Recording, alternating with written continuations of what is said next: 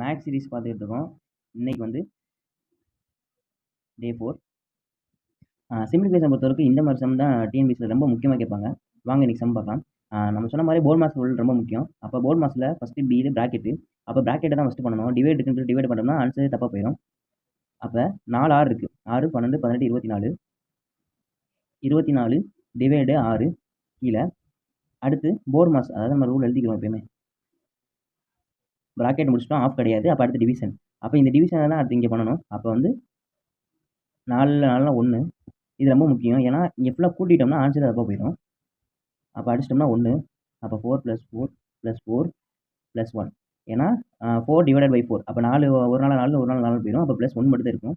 அப்போ மேலே அடிங்க, ஏன்னா டிவைட் இருக்குன்னு அர்த்தம். அப்போ 1 6 6 அப்போ 4 6 24. மேலே 4 மட்டும் இருக்கும், கீழே வந்து 13. இதான் ஃப்ரெண்ட்ஸ் ஆன்சர். இப்போ எப்படி, அதாவது இப்படி தான் பண்ணணும், எப்படி பண்ணக்கூடாதுன்னு சொல்கிறேன். இப்போ சப்போஸ் என்ன பண்ணிட்டோம்னா, இப்போ இங்கே வந்து ஆடிஷன் இருக்குன்னு சொல்லிட்டு ஆட் பண்ணிட்டோம்னா 16 டிவைடட் பை 4ன்னு வரும். அதாவது 4 4 ஆட் பண்ணிட்டோம்னா 16 டிவைடட் 4 வரும். அப்போ அடித்தோம்னா 4ன்னு வரும். சரிங்களா? மேலே வந்து 24 டிவைடட் பை 6னா 4. அப்போ ஆன்சரே 1ன்னு வந்துடும். அப்போ ஃபுல் ஆன்சர் தப்பாக போயிடும். அப்போ ரூல் தான் ரொம்ப முக்கியம் போர்ட் மாஸில். இந்த மாதிரி சம் ரொம்ப முக்கியம் ஃப்ரெண்ட்ஸ்.